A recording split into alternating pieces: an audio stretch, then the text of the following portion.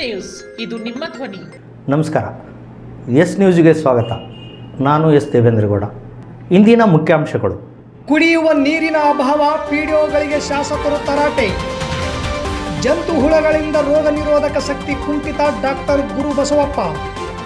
ಮಕ್ಕಳಿಗಾಗಿ ಕರ್ನಾಟಕ ದರ್ಶನ ಏರ್ಪಡಿಸಿದ್ದು ಶ್ಲಾಘನೀಯ, ಶಾಸಕ ಹಂಪನಗೌಡ ಬಾದರ್ಲಿ.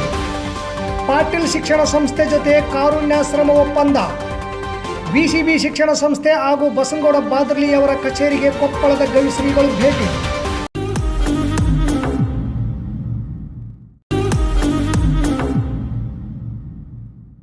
ನಿಮ್ಮ ಮನೆಯ ಪ್ರತಿಯೊಂದು ಅಂಶವನ್ನು ಸ್ಪರ್ಶಿಸುತ್ತಿದೆ.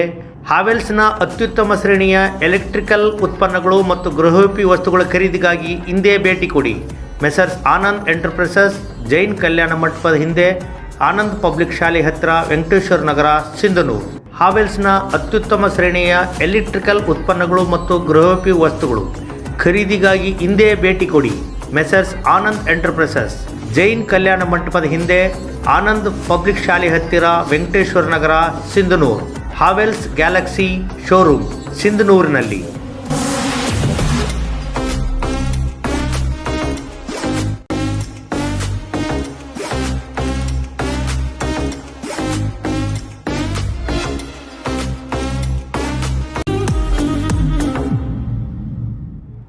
ವಾರ್ತೆಗಳ ವಿವರ. ಸಾರ್ವಜನಿಕ ಹಾಗೂ ಖಾಸಗಿ ಕುಡಿಯುವ ನೀರಿನ ಅಭಾವ ಆಗದಂತೆ ಮುನ್ನೆಚ್ಚರಿಕೆ ಕ್ರಮ ಕೈಗೊಳ್ಳುವಂತೆ ಹಿಂದಿನ ಸಭೆಯಲ್ಲಿ ಹೇಳಿದ್ದು, ಈಗ ಕೆರೆ ಖಾಲಿಯಾಗಿದೆ.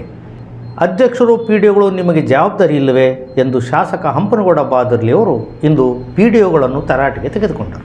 ತಾಲೂಕು ಪಂಚಾಯಿತಿ ಸಭಾಂಗಣದಲ್ಲಿ ನಡೆದ ಕುಡಿಯುವ ನೀರಿನ ಅಧಿಕಾರಿಗಳ ಸಭೆಯ ಅಧ್ಯಕ್ಷತೆ ವಹಿಸಿ ಮಾತನಾಡಿದ ಅವರು, ಗ್ರಾಮ ಪಂಚಾಯಿತಿ ಅಧ್ಯಕ್ಷರು ಹಾಗೂ ಪಿಡಿಒಗಳು ನೀರಾವರಿ ಅಧಿಕಾರಿಗಳ ಸಹಕಾರದಿಂದ ಕೆರೆಗಳಿಗೆ ನೀರು ತುಂಬಿಸಿಕೊಂಡು ಜನರಿಗೆ ನೀರಿನ ಅಭಾವ ಆಗದಂತೆ ಮುನ್ನೆಚ್ಚರಿಕೆ ಕ್ರಮ ಕೈಗೊಳ್ಳುವಂತೆ ಸೂಚನೆ ನೀಡಿದರು. ತಾಲೂಕಿನಲ್ಲಿರುವ 139 ಕುಡಿಯುವ ನೀರಿನ ಕೆರೆಗಳನ್ನು 12 ದಿವಸದೊಳಗೆ ನೀರಾವರಿ ಇಲಾಖೆಯ ಅಧಿಕಾರಿಗಳ ಸಹಕಾರದಿಂದ ಅತ್ಯಂತ ಕಾಳಜಿಯಿಂದ ಕೆರೆಗಳಿಗೆ ನೀರು ತುಂಬಿಸಿಕೊಂಡು ಜನರಿಗೆ ನೀರಿನ ಸಮಸ್ಯೆಯಾಗದಂತೆ ಗ್ರಾಮ ಪಂಚಾಯಿತಿ ಅಧ್ಯಕ್ಷರು, ಪಿಡಿಒಗಳು ಕೆಲಸ ಮಾಡುವಂತೆ ಶಾಸಕರು ಗ್ರಾಮ ಪಂಚಾಯಿತಿ ಅಧ್ಯಕ್ಷರು ಹಾಗೂ ಪಿಡಿಒಗಳಿಗೆ ಕಿವಿ ಮಾತು ಹೇಳಿ, ಬೇಸಿಗೆಯಲ್ಲಿ ನೀರಿನ ಅಭಾವ ಆದರೆ ಅದಕ್ಕೆ ನೀವೇ ಹೊಣೆಗಾರರು ಎಂದರು. ಮಾರ್ಚ್ 5ರಿಂದ 16ರ ತನಕ ಅಂದರೆ 12 ದಿವಸಗಳ ಕಾಲ ಕಾಲುವೆ ನೀರು ಬಿಡುತ್ತಿದ್ದು, ನೀರಾವರಿ ಇಲಾಖೆಯ ಅಧಿಕಾರಿಗಳು, ತಹಶೀಲ್ದಾರರು, ತಾಲೂಕ್ ಪಂಚಾಯಿತಿ ಇಒ, ಪಿಡಿಒಗಳು, ಪೊಲೀಸ್ ಇಲಾಖೆಯ ಅಧಿಕಾರಿಗಳ ನೇತೃತ್ವದಲ್ಲಿ ಟೀಮ್ ಮಾಡಿ ಗ್ರಾಮ ಪಂಚಾಯಿತಿ ಅಧ್ಯಕ್ಷರು, ಸದಸ್ಯರು ಹೊಂದಾಣಿಕೆ ಮಾಡಿಕೊಂಡು ತಾಲೂಕಿನ ಎಲ್ಲ ಕುಡಿಯುವ ನೀರಿನ ಕೆರೆಗಳನ್ನು ತುಂಬಿಸಿಕೊಂಡು ಜನರಿಗೆ ನೀರಿನ ಸಮಸ್ಯೆಯಾಗದಂತೆ ನೋಡಿಕೊಳ್ಳುವಂತೆ ಶಾಸಕರು ಸಭೆಯಲ್ಲಿ ಹಾಜರಿದ್ದ ಅಧಿಕಾರಿಗಳು, ಪಿಡಿಒ, ಗ್ರಾಮ ಪಂಚಾಯಿತಿ ಅಧ್ಯಕ್ಷರಿಗೆ ಸೂಚನೆ ನೀಡಿದರು. ತಹಶೀಲ್ದಾರ್ ಅರುಣ್ ಕುಮಾರ್ ದೇಸಾಯಿ, ತಾಲೂಕು ಪಂಚಾಯಿತಿ ಕಾರ್ಯನಿರ್ವಾಹಕ ಅಧಿಕಾರಿಯಾದ ಚಂದ್ರಶೇಖರ್, ಎಡಬ್ಲ್ಯೂ ಶಿವಪ್ಪ ಐಹೊಳೆ, ನಗರಸಭೆಯ ಪೌರಾಯುಕ್ತರಾದ ಮಂಜುನಾಥ್ ಗುಂಡೂರು, ತಾಲೂಕು ಪಂಚಾಯಿತಿ ಎಡಿ ಅಮರಗುಂಡಪ್ಪ ಸೇರಿದಂತೆ ಇತರೆ ಅಧಿಕಾರಿಗಳು, ಗ್ರಾಮ ಪಂಚಾಯಿತಿ ಹಾಗೂ ಪಿಡಿಒಗಳು ಸಭೆಯಲ್ಲಿ ಭಾಗವಹಿಸಿ ಸಲಹೆ ಸೂಚನೆಗಳನ್ನು ನೀಡಿದರು. ಪ್ರತಿ 3 ತಿಂಗಳಿಗೂ ಮೀಟಿಂಗ್ ಕರೆರಿ, 1 ತಿಂಗಳಿಗೂ ಮೀಟಿಂಗ್ ಕರೆರಿ, ಕ್ರಿಯಾ ಯೋಜನೆ ಮಾಡ್ಕೇರಿ, ಅಪ್ರೂವಲ್ ತಗೊಂಡು ಸಿಸ್ಟಮೆಟಿಕ್ ಆಗಿ ಮಾಡಿದ್ರೆ ಹೆಂಗಾಗಂಗಿಲ್ಲ ಬಿಲ್ಗಳು, ಬಿಲ್ಗಳು ನಿಮ್ಮ ಅನುಕೂಲಕ್ಕೆ ತಕ್ಕಂಗ ಮೆಂಬರ್ಗಳು, ಮೀಟಿಂಗ್ಗಳು ಎಲ್ಲ ಮಾಡಿಕೊಂಡು ಅಂದ್ರೆ ಯಾವ ಸರ್ಕಾರ ಉಳಿತೈತಿ, ಯಾವಾಗ ಉಳಿತೈತಿ. ಇದನ್ನ ಇನ್ಮೇಲೆ ಯಾವುದೇ ಪರಿಸ್ಥಿತಿಯಾಗ ಕ್ರಿಯಾ ಯೋಜನೆ ಆಗಲಾರ್ದ ಅಡ್ವಾನ್ಸ್ ಕೆಲಸ ಮಾಡಕ್ ಹೋಗ್ಬಾರ್ದು.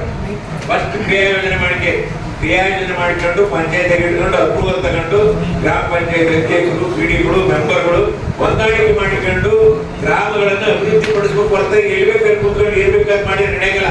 ಈಗ ನೋಡಿ 106 ಕೋಟಿ ರೂಪಾಯಿ ಡಿಸೆಂಬರ್ ಚೆನ್ನಾಗಿ ದೇವದುರ್ಗ 30 ಪಿಡಿಒಗಳು ಸಸ್ಪೆಂಡ್ ಆದ್ರು. ಯಾರು ಬರ್ತಾರೆ ನಾನು ನೌಕರಿ ಮಾಡಕ್ಕೆ? ಏನು ಅಧಿಕಾರಿ ಏನ್ ಬೇಕಾದ್ ಮಾಡಿಬಿಡದ? ಈಗ ನನ್ನ ಕೈ ಅಧಿಕಾರಿ ಏನ್ ಬೇಕಾದ್ ಮಾಡಕ್ಕಾಗ್ತಾ? ನಗರದ ಸಂಕೇತ ಪದವಿ ಪೂರ್ವ ಕಾಲೇಜಿನಲ್ಲಿ ರಾಷ್ಟ್ರೀಯ ಜಂತುಹುಳು ನಿವಾರಣಾ ದಿನಾಚರಣೆ ಕಾರ್ಯಕ್ರಮದಲ್ಲಿ ಪಾಲ್ಗೊಂಡು ಮಾತನಾಡಿದ ಡಾಕ್ಟರ್ ಗುರುಬಸಪ್ಪ ಅವರು, ಪ್ರಾಣಿ ಹಾಗೂ ಸಾಮಾನ್ಯ ಮಕ್ಕಳಲ್ಲಿ ಕಂಡುಬಂದರೆ ರೋಗ ಹೆಚ್ಚಾಗುತ್ತದೆ ಎಂದರು. ಜಂತು ಹುಳು ಕಂಡು ಬಂದರೆ ಔಷಧ ಕುಡಿಸುತ್ತಾರೆ. ದೊಡ್ಡವರಿಗೆ ಕೆಲವೊಂದು ಬಾರಿ ಡಬಲ್ ಡೋಸ್ ತೆಗೆದುಕೊಂಡರೂ ಸಹ ಯಾವುದೇ ರೀತಿಯ ಪ್ರಯೋಜನವಾಗುವುದಿಲ್ಲ. ತುಂಬ ಕಲುಷಿತ ಪ್ರದೇಶಗಳಲ್ಲಿ ಹಾಗೂ ಹೊಟ್ಟೆಯ ಕರುಳಿನಲ್ಲಿ ಇಂತಹ ಹುಳಗಳು ಸಾಮಾನ್ಯವಾಗಿ ಕಂಡುಬರುತ್ತವೆ ಎಂದರು.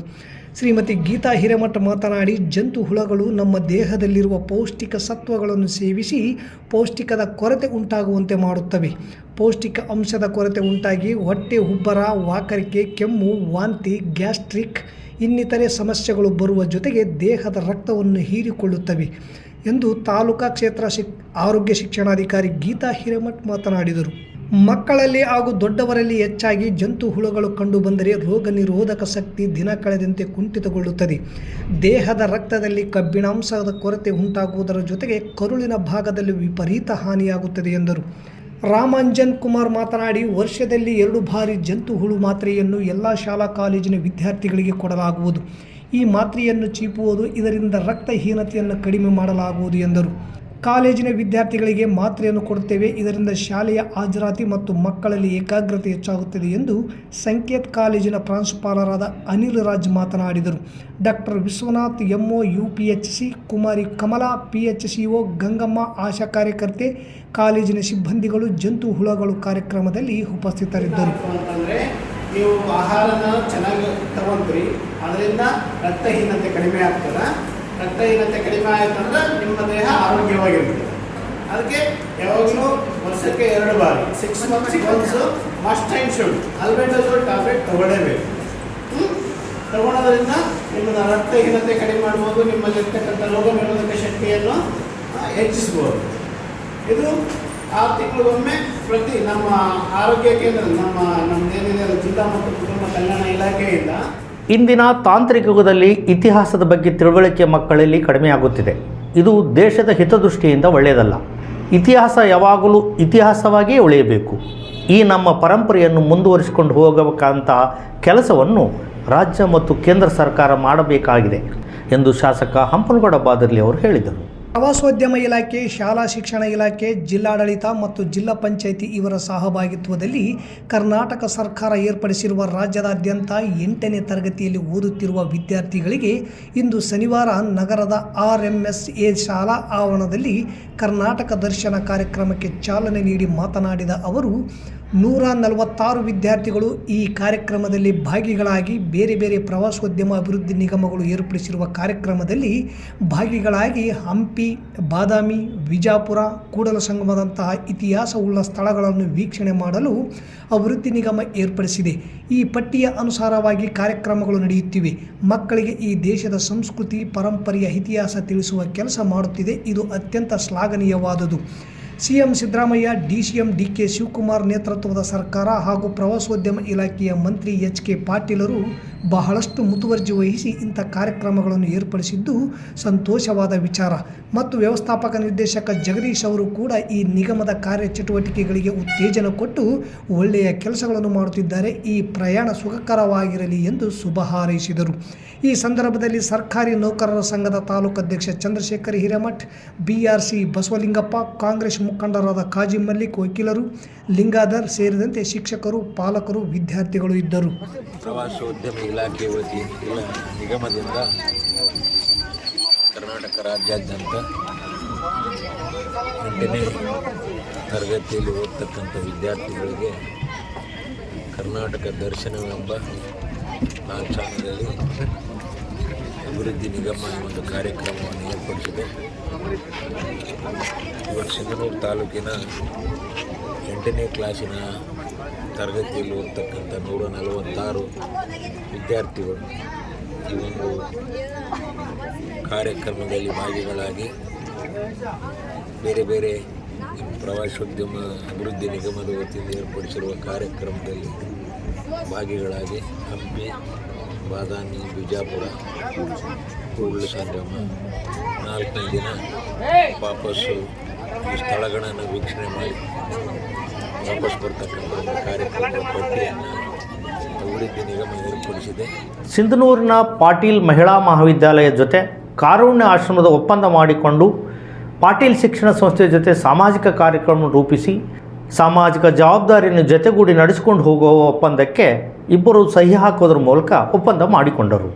ಕಾರ್ಯಕ್ರಮವನ್ನು ಸಸಿಗೆ ನೀರು ಹಾಕುವ ಮೂಲಕ ಉದ್ಘಾಟಿಸಿ ಮಾತನಾಡಿದ ಪಾಟೀಲ್ ಮಹಿಳಾ ಮಹಾವಿದ್ಯಾಲಯ ಕಾರ್ಯದರ್ಶಿಗಳಾದ RC ಪಾಟೀಲ್ ಕಾರುಣ್ಯ ಆಶ್ರಮ ಬರೀ ವೃದ್ಧಾಶ್ರಮ ನಡೆಸುವುದಲ್ಲದೆ ಹಿರಿಯ ನಾಗರಿಕರ ಬಗ್ಗೆ ಹಾಗೂ ಬುದ್ಧಿಮಾಂದ್ಯ ಜೀವಿಗಳ ಬಗ್ಗೆ ಸಾರ್ವಜನಿಕರಲ್ಲಿ ಅರಿವು ಮೂಡಿಸುತ್ತಾ ಸಮಾನತೆಯನ್ನು ಸಾರುತ್ತಿದೆ.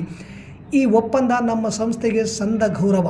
ನಮ್ಮಲ್ಲಿ ವ್ಯಾಸಂಗ ಮಾಡುತ್ತಿರುವ ವಿದ್ಯಾರ್ಥಿಗಳು ತಮ್ಮ ಎತ್ತವರನ್ನು ಹಾಗೂ ಪ್ರತಿಯೊಬ್ಬ ಹಿರಿಯರನ್ನು ಗೌರವಿಸುವುದು, ಹಿರಿಯರ ಆದರ್ಶ ವ್ಯಕ್ತಿತ್ವಗಳನ್ನು ಮೈಗೂಡಿಸಿಕೊಂಡು ಸುಂದರ ಸಮಾಜಕ್ಕೆ ಕಾರಣರಾಗಬೇಕು.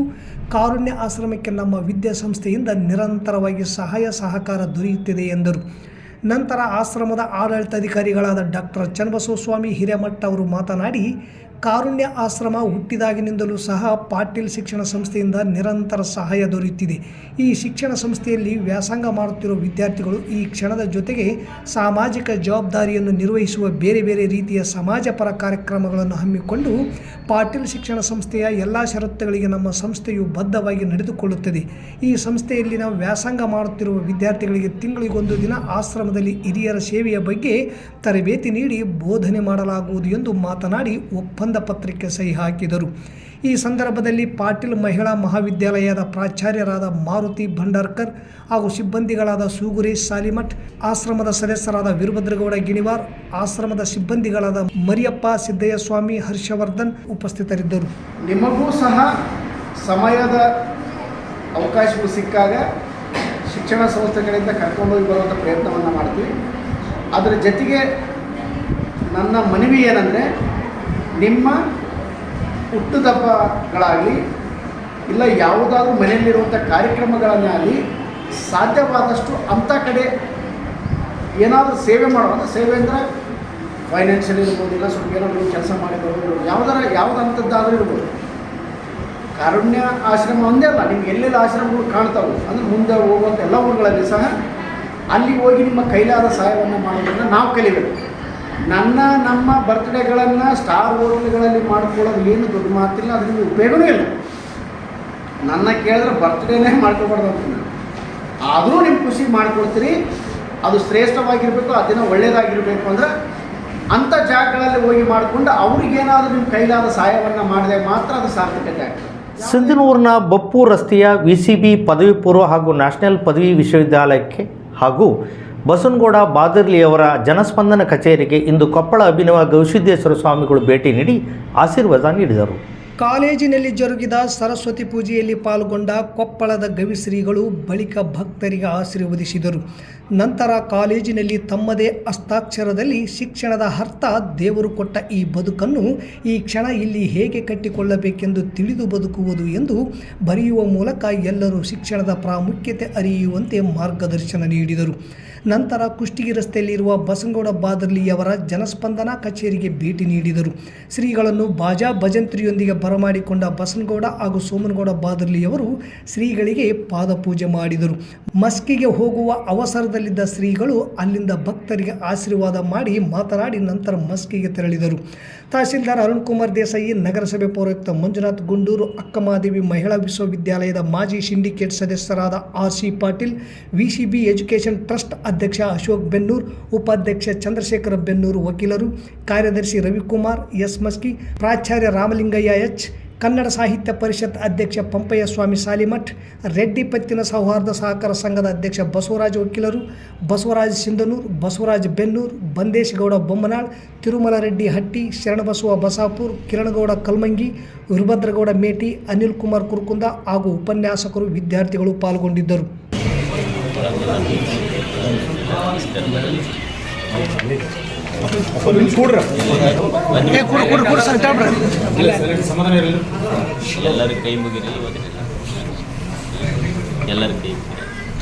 ಮತ್ತೊಮ್ಮೆ ಮುಖ್ಯಾಂಶಗಳು. ಕುಡಿಯುವ ನೀರಿನ ಅಭಾವ, PDOಗಳಿಗೆ ಶಾಸಕರು ತರಾಟೆ.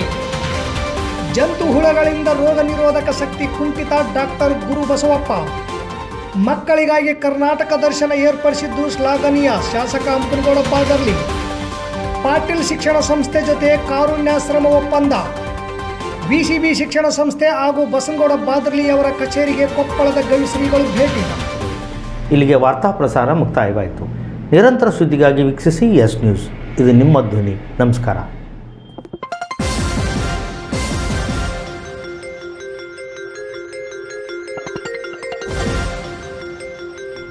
ಎಸ್ ನ್ಯೂಸ್, ಇದು ನಿಮ್ಮ ಧ್ವನಿ.